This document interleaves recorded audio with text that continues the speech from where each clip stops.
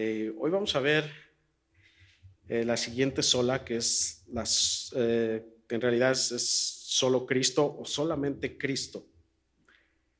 Y pensaba yo la semana pasada el poder a lo mejor tocar un poco como otra sola más, pero en realidad pues el Señor me llevó solamente por este tema de solo Cristo, el cual quiero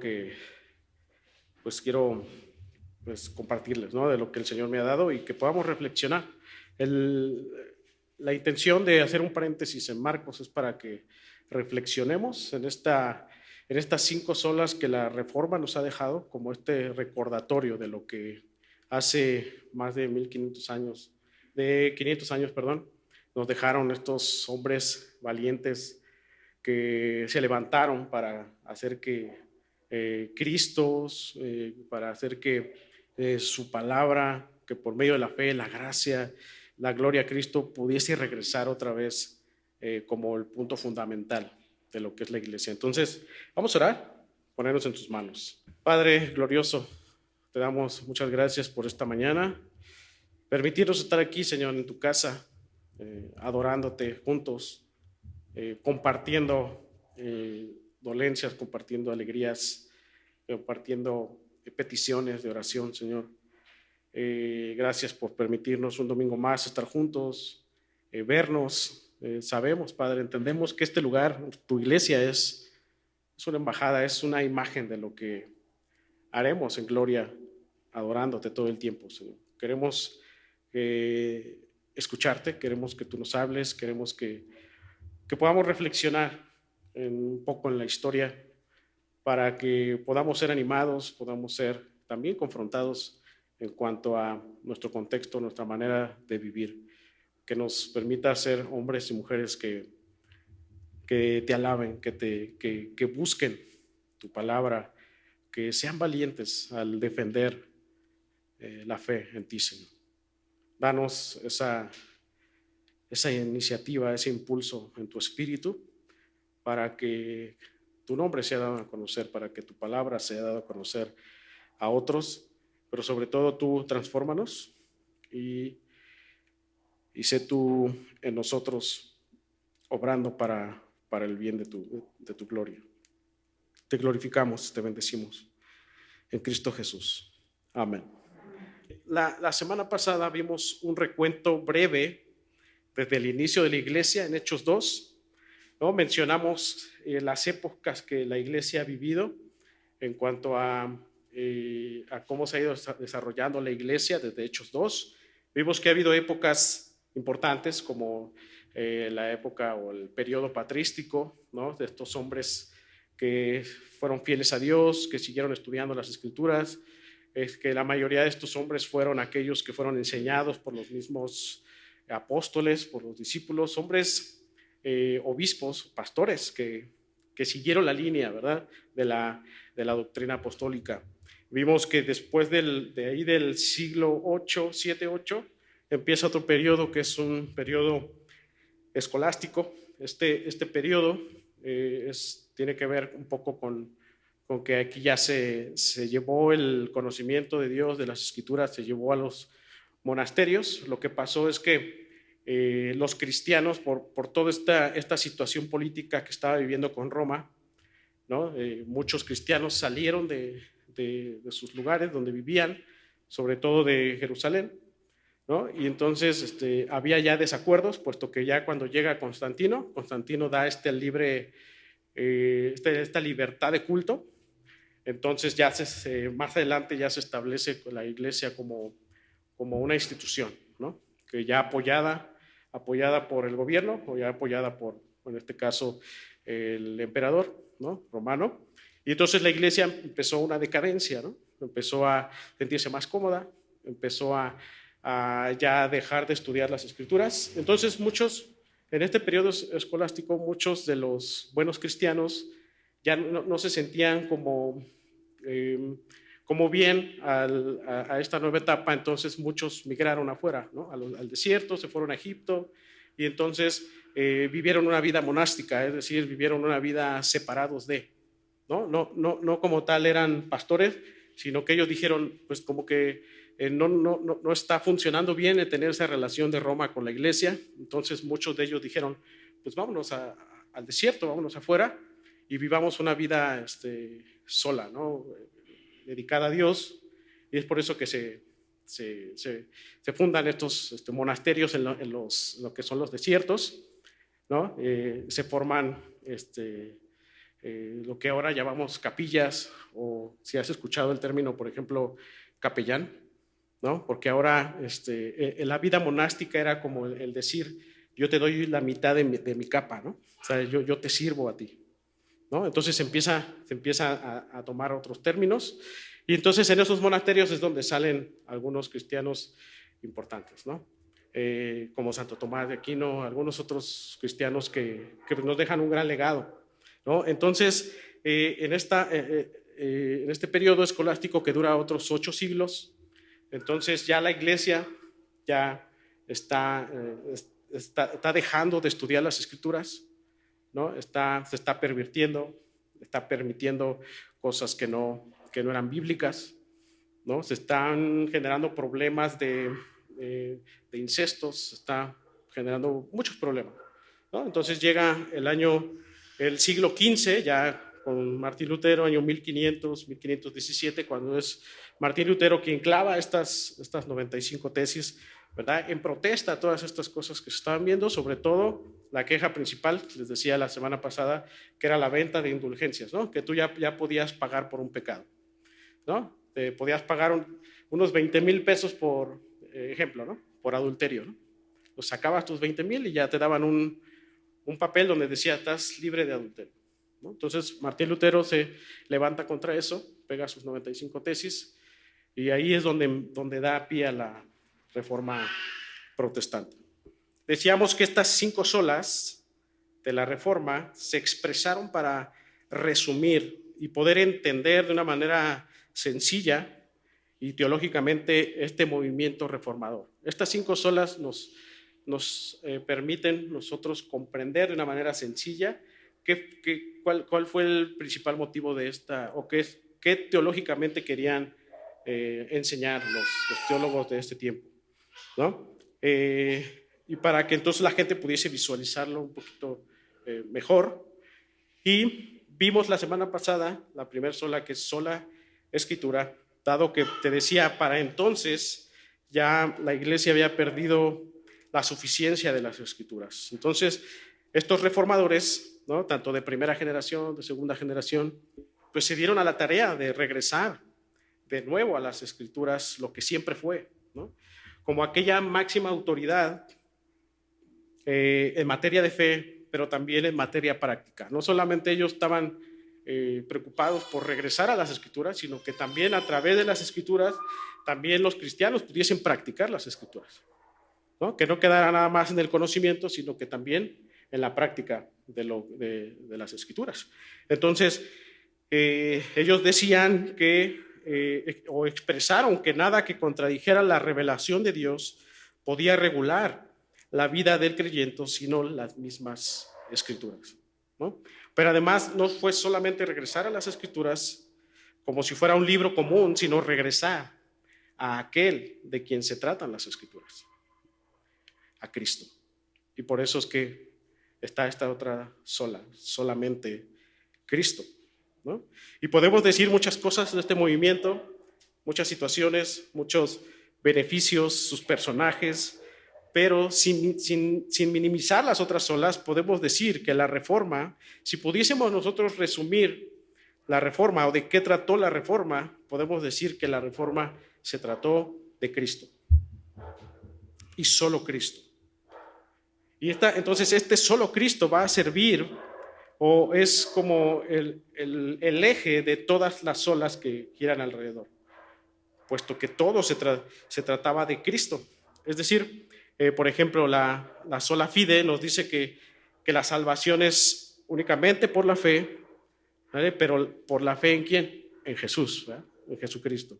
La sola gracia nos explica que es a través de la gracia que podemos ser salvos, pero que Jesús es el medio de esa gracia, ¿no? La sola escritura que ya vimos nos dice que la Biblia es la mayor fuente de autoridad pero en su palabra se manifiesta a Cristo, ¿no? Cristo es el protagonista de las Escrituras, ¿no? En Solo a Dios la gloria explica que Dios, que todo lo que hace Dios es para su gloria, pero dice la palabra que la gloria de Dios es revelada a través de Jesucristo. Entonces, el solo Cristo es la base, ¿verdad?, de todas las olas. Por eso es que para los reformadores era decir, o era un gritar en este movimiento, es regresen a Cristo. Tenemos que regresar a Cristo, puesto que de Él se trata todo, ¿no? Ellos querían regresar a Cristo, dado que la persona de Cristo, ellos decían, Cristo es el centro, no solo de este movimiento, sino Él es la causa, el propósito, y a Él le pertenece todo. Él es la causa de toda la historia, ¿no? Él es la causa mayor de todas las cosas, y esto Martín Lutero lo decía con base en Colosenses 1 del 15 al 20. Decía el apóstol Pablo escribiendo, dice así: Él es la imagen del Dios invisible, refiriéndose a Cristo, ¿verdad? El primogénito de toda creación, porque en Él fueron creadas todas las cosas. Vean aquí que en Él significa que Él es ¿qué? La causa. En Él fueron creadas todas las causas. Cristo es la causa de todo lo que se ha creado. Y dice, las que hay en los cielos y las que hay en la tierra, visibles e invisibles, sean tronos, sean dominios, sean principados, sean potestades, todo fue creado por medio de Él y para Él. Es decir, todo fue creado por medio de Él. Significa que Cristo es el medio. Dice, y para Él. ¿Qué significa que sea para Él? Que Él es el propósito de todas las cosas. Dice el 17, y Él es antes de todas las cosas, y todas las cosas en Él subsisten. Él es la base de todas las cosas, porque todo subsiste en Él.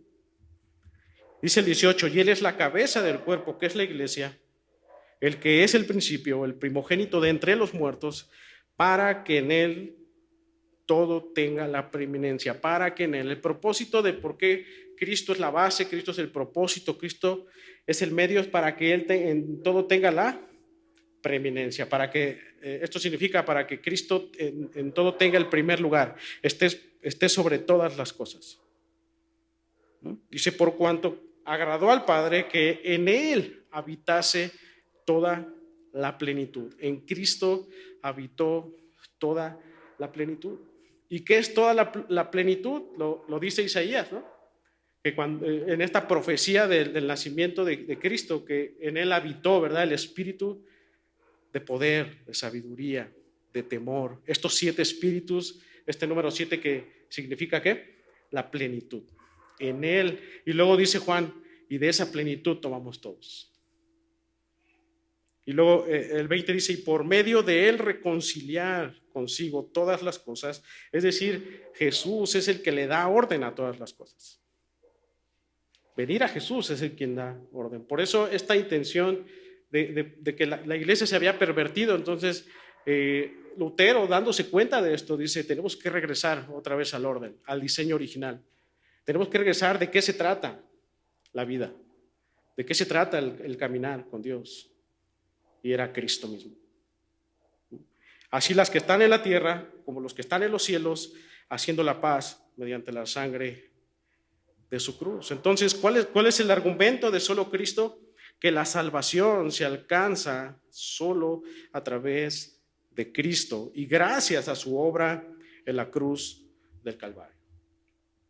Esto es lo que querían los reformadores regresar, que todos entendieran que se trataba de Cristo, que la salvación se trataba de Cristo, que la vida se trataba de Cristo, que Cristo era el medio por el cual fueron creadas las cosas, era el propósito por el cual fueron creadas todas las cosas.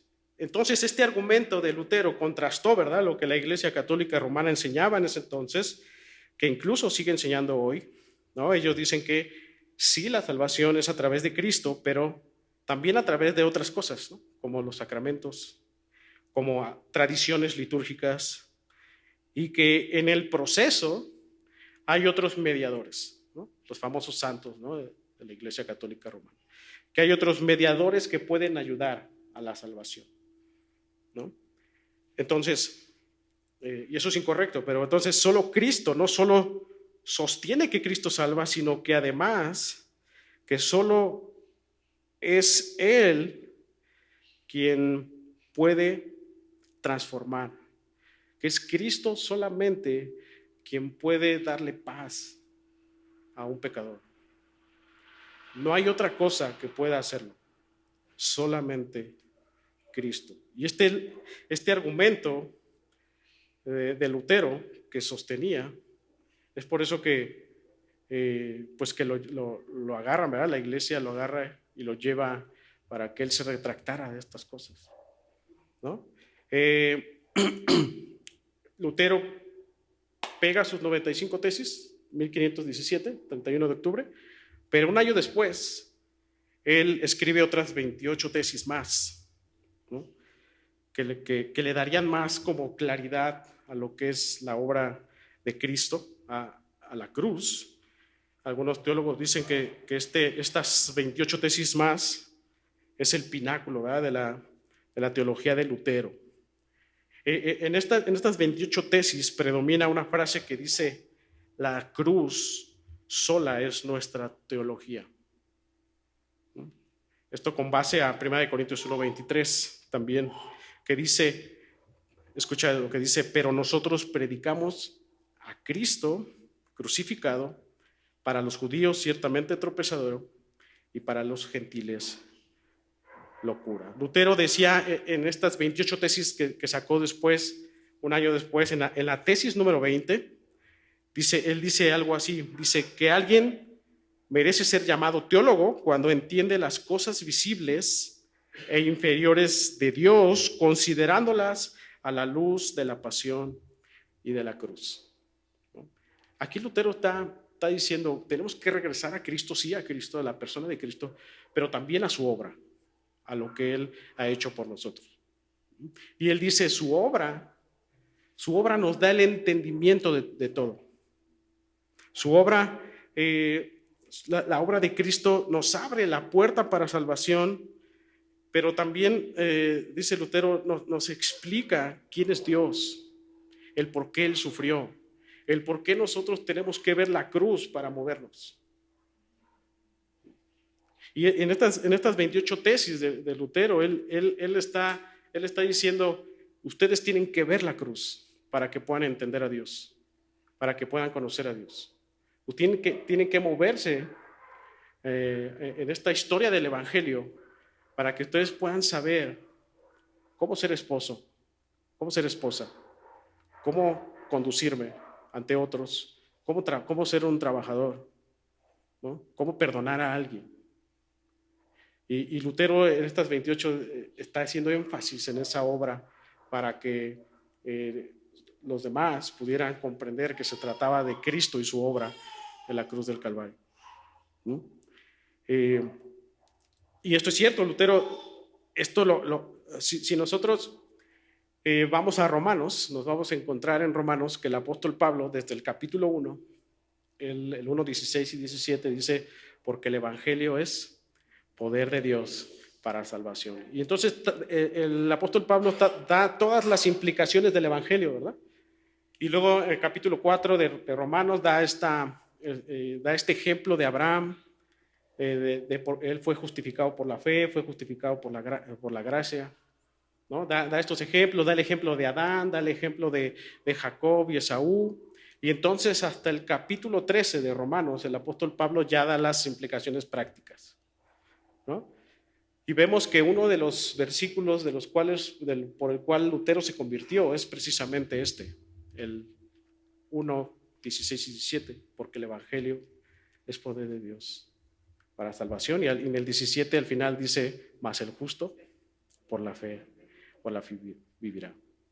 Ya conocemos esta historia de Lutero, ¿no? Que él era un monje y que cuando él tenía un sentir de pecado iba al confesionario. Pero una vez que salía del confesionario, tenía otro pensamiento malo y regresaba otra vez, ¿no? Dicen que iba, no sé, más de 50 veces al día al confesionario. Hasta que dice, yo entendí que más el justo por la fe vivirá. ¿No? Entendí que no era por mí, sino que se trataba de Cristo y de su obra, de que yo tenía que abrazar la obra de Cristo. Entonces,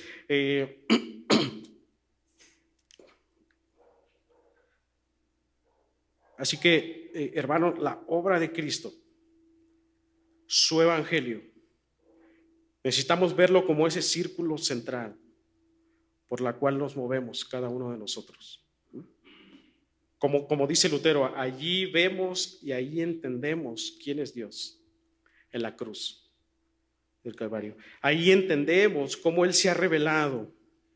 Ahí entendemos cómo Él nos ha amado.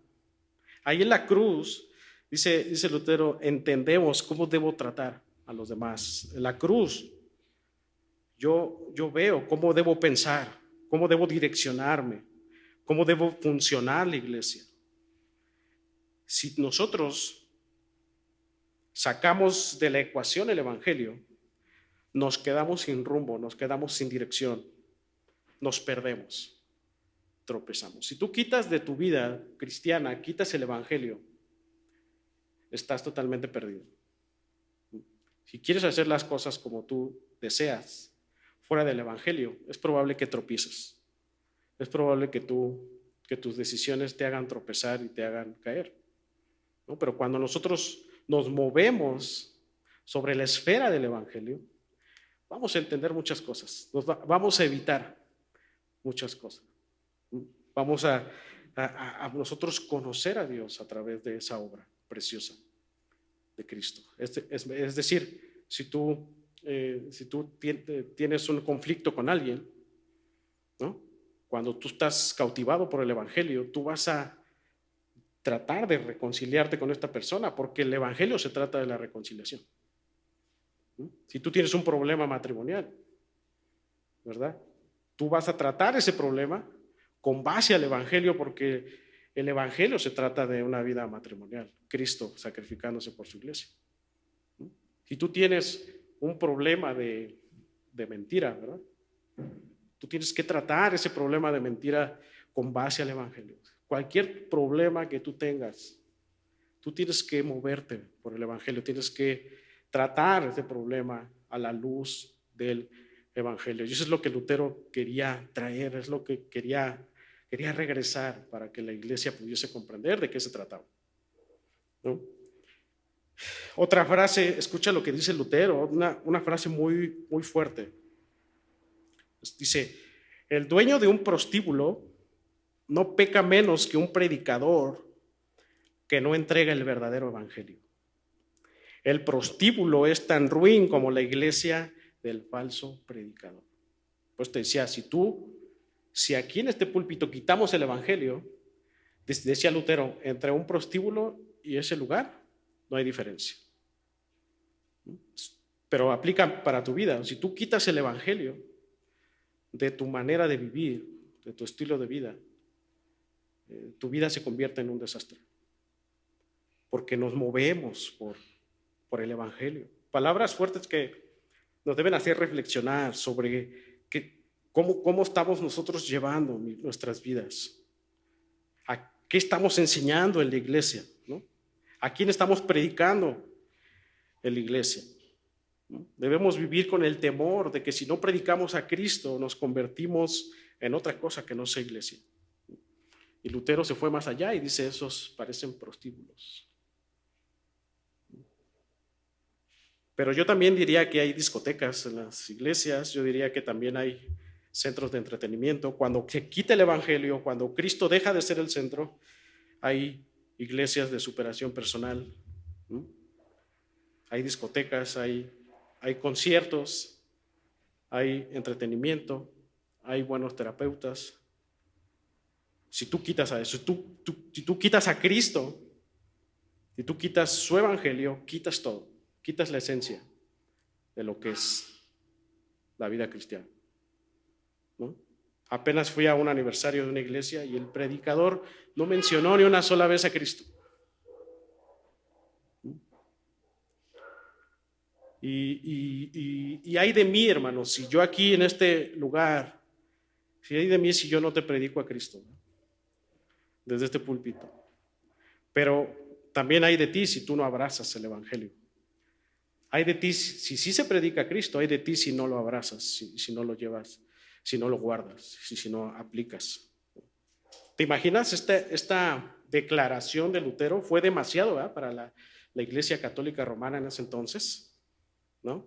Esta iglesia que se había pervertido, que dejó las Escrituras, que dejó de hacer que Cristo era el centro, ¿verdad?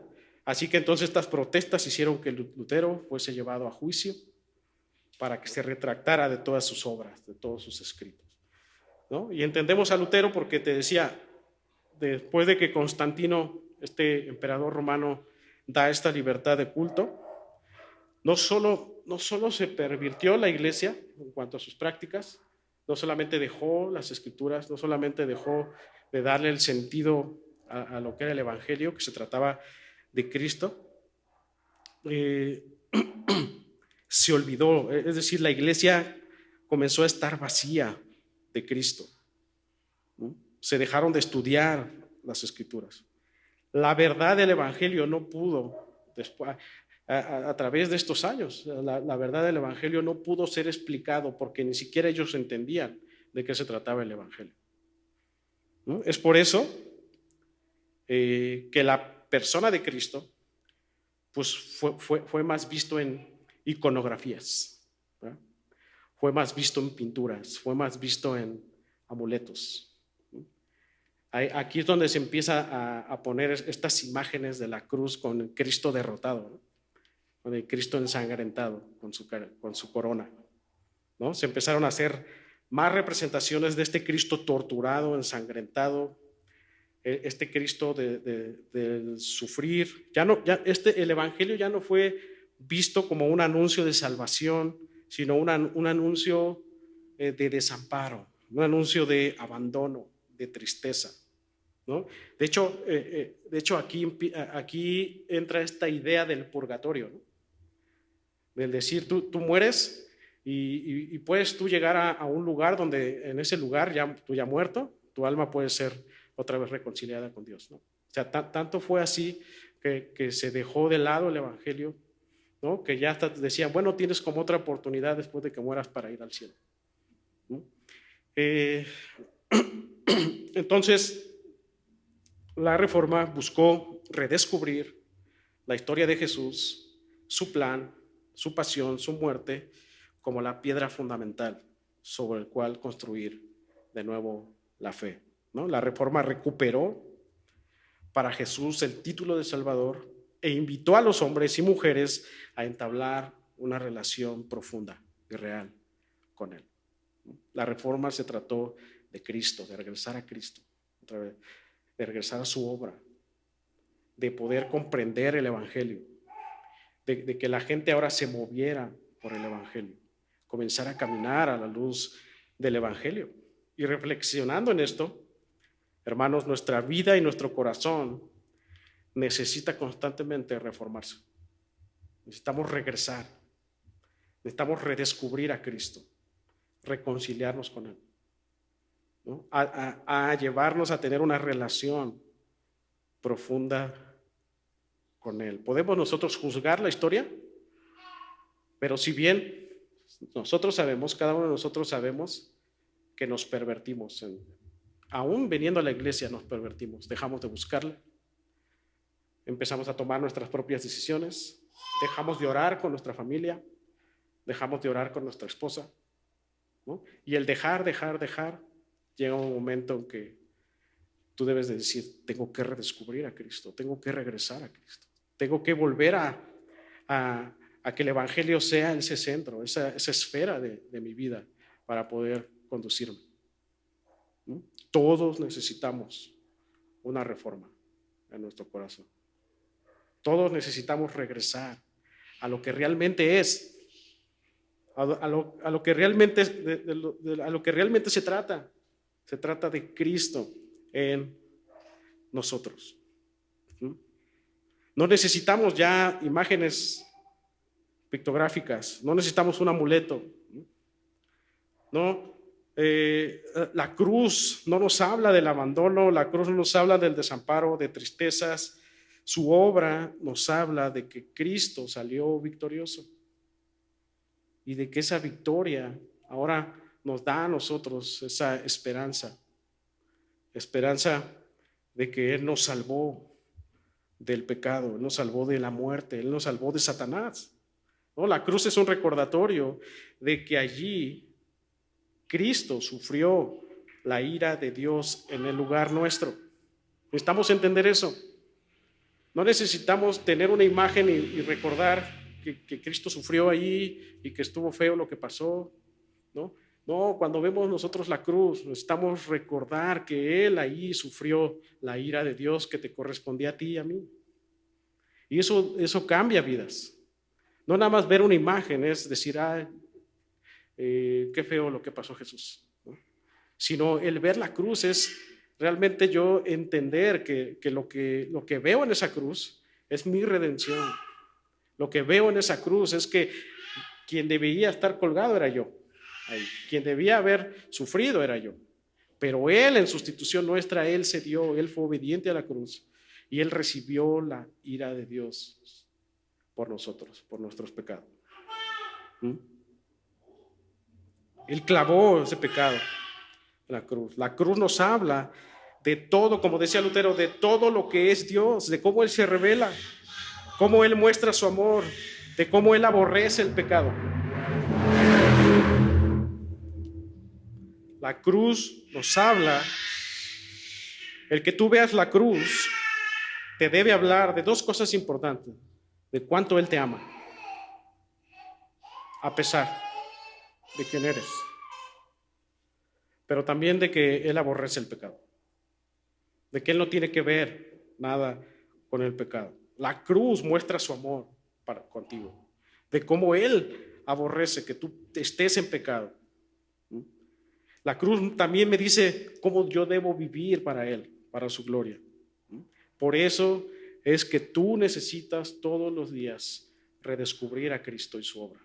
Todos los días. Todos los días tú tienes que recordar su obra en la cruz del Calvario. Todos los días tú no necesitas ser una mejor versión. Tú no necesitas echarle ganas.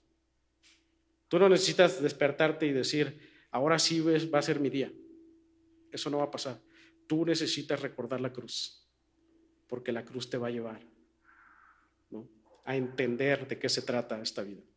Se trata de darle la gloria a Dios, ¿no? A veces queremos tener respuestas o tener pasos, ¿verdad?, para dejar de pecar. Queremos una fórmula para dejar el pecado, pero cuando el Evangelio nos ha llenado, es allí que tú tienes todas las respuestas, ¿no? Le decía a Marce y a su prometido que no es decir cómo le hago para salir de un problema. No digas cómo le hago para salir de este problema. Tienes que ver la cruz. ¿Cómo le haces para salir de un problema? Ve la cruz. Ve lo que implicó la cruz. ¿Qué problemas tienes con tu esposo? Ve la cruz. Porque viendo la cruz, tú como esposa, tú puedes decir, me tengo que sujetar a mi esposo. Tengo que servirle a mi esposo. ¿Tienes problemas con tu esposa? Ve la cruz. ¿Cómo debes tratar a tu esposa? De una manera sacrificial, ¿no?, como vaso frágil, ¿no? ¿Tienes problemas con alguien? ¿Tienes diferencias con alguien? Ve la cruz. La cruz de Cristo es la respuesta a todo. El Evangelio nos debe llevar siempre a tratar el problema. La vida cristiana se trata de cómo el Evangelio debe llevarme a vivir para la gloria de Dios, de cómo me permite tratar cualquier circunstancia, cómo me permite relacionarme con otros, y cómo yo debo adorar a Dios.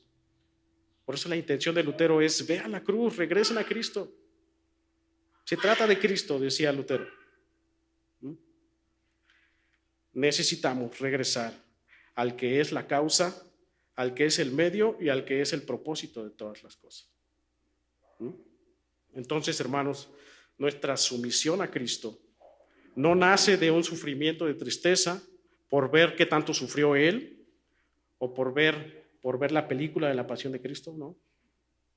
Nuestra sumisión no viene de ver una película, de ver una imagen, de decir, ay, qué mala onda es lo que hicieron los judíos con Cristo. No se trata de eso. ¿Mm? A veces incluso estamos tan influenciados del mundo que cuando oramos tenemos la imagen de Cristo como aquel barbón, aquel de pelo largo, lacio, ojos verdes, un cutis bien bonito, ¿eh? Estamos orando y tenemos esa imagen. O tenemos la imagen de la serie de The Chosen, ¿no? Cuando oramos a Él. Y no, Cristo no es ese. Cristo, dice el apóstol Pablo, está sentado en gloria a la derecha del Padre. Cristo, ojos de fuego, rostro de sol, los ángeles le adoran. Cristo ya no es el Cristo humano, Cristo es el Cristo resucitado. Y necesitamos regresar a ese Cristo, a ese Cristo glorioso, ¿no? A ese Cristo, no a ese Cristo humano, ¿no? Cristo ya no es aquel hombre, ya no está colgado en una cruz como para tenerlo aquí colgado. Él está sentado a la derecha del Padre, Él está gobernando con poder y su aspecto es totalmente diferente a lo que nos han vendido. Nuestro entendimiento debe ir más allá de su muerte física, aunque sus padecimientos no son poca cosa. Él no es un mártir derrotado. Cristo no es un mártir derrotado. Cristo es un rey que venció y que está gobernando en gloria. Cristo es un Señor que gobierna toda la creación, que gobierna todo corazón, si tú le entregas, si tú se lo entregas, ¿no? Por tanto, por eso nos sometemos a Jesús, porque a través del Espíritu nuestros ojos ahora están abiertos para ver más allá del sufrimiento, para ver más allá del cumplimiento de lo que significó la cruz y la obra. Así que solo Cristo es una verdad con implicaciones para nuestra vida diaria, capaz de darnos esperanza en momentos buenos, en momentos difíciles. Jesús debe ser el centro de nuestras vidas. Cristo debe ser el centro de nuestras vidas, ¿no?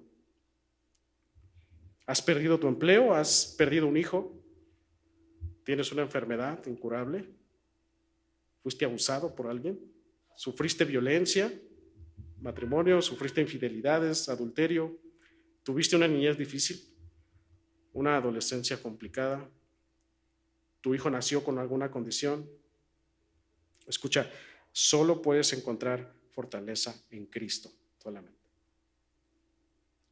Solo puedes encontrar fortaleza en Cristo. De Él se trata todo.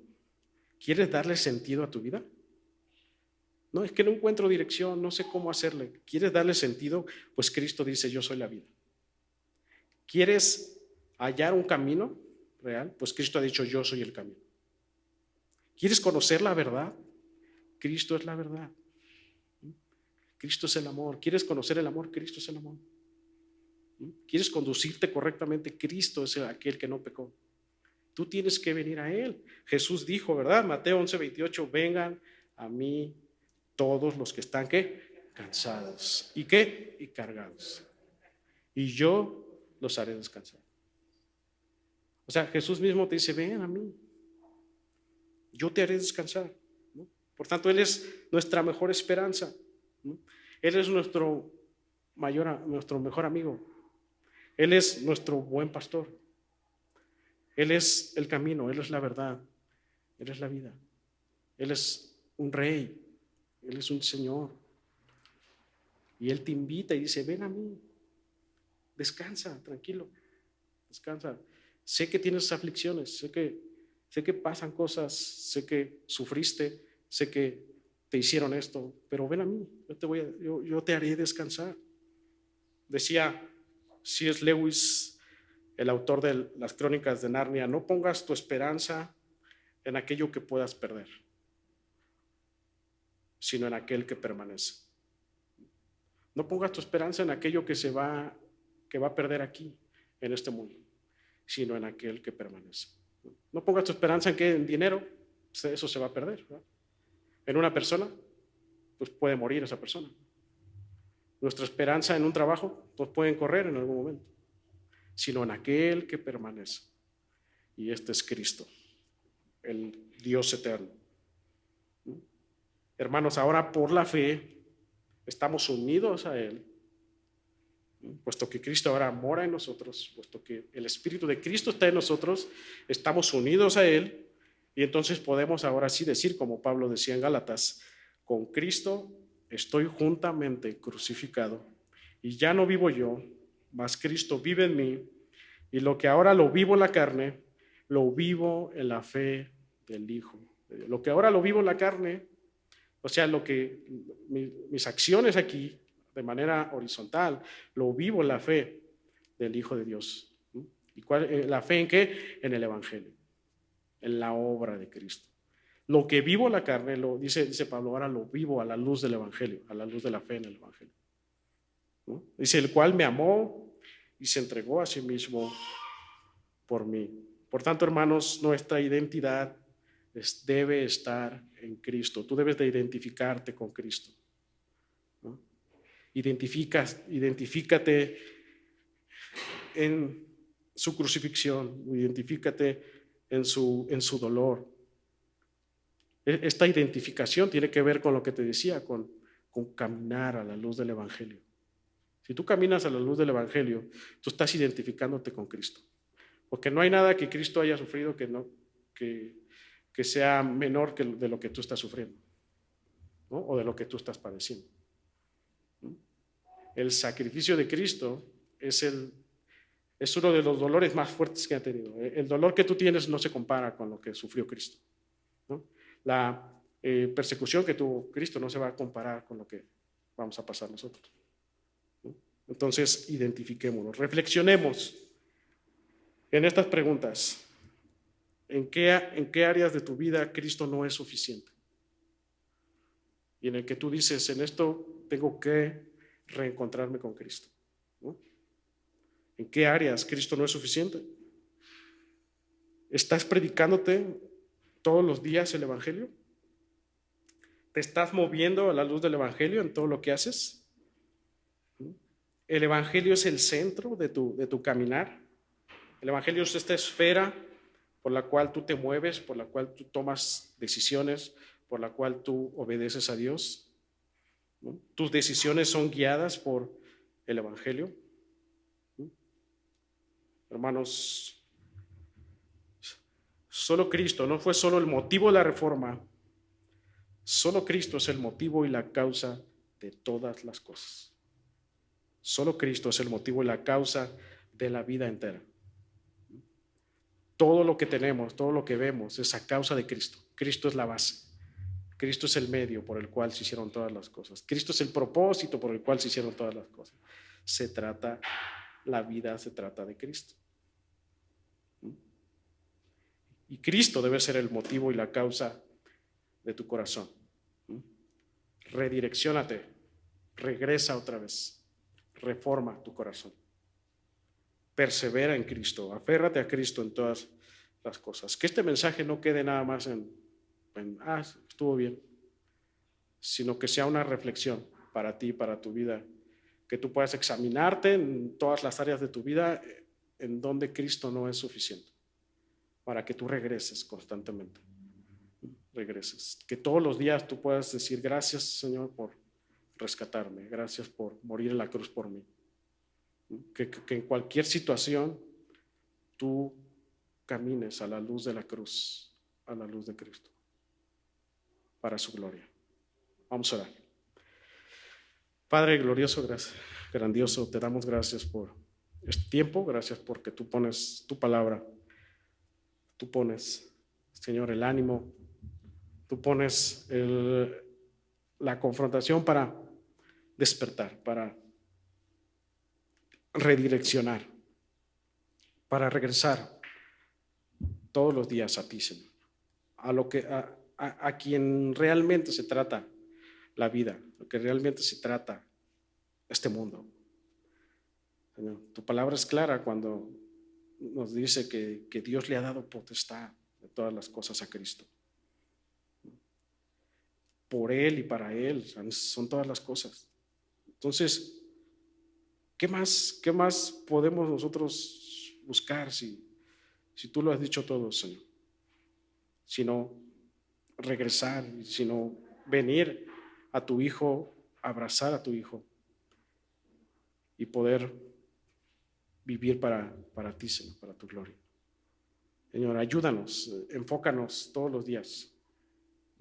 Permítenos no olvidar de qué se trata todas las cosas. Permítenos fortalecernos en la medida que tu palabra va entrando a nuestro corazón. Tú, Señor, fortalece. Entiendo y sé, Señor, que hay muchos dolores. Entiendo que hay muchas decepciones, hay tribulaciones, hay cosas fuertes, pero tú nos llamas a venir a ti para descansar, para sentirnos seguros, para sentirnos esperanzados en ti, Señor. Permite que cada uno de nosotros en tu espíritu podamos correr todos los días hacia ti, con esa vista fija. ¿En dónde estás tú, Señor, ahora? En el trono, gobernando con gran poder y con gran autoridad. Que podamos, que esa sea la meta por la cual nos movemos, el poder algún día estar contigo y vivir en gloria para ti, Señor. Te glorificamos, te bendecimos en Cristo Jesús. Amén.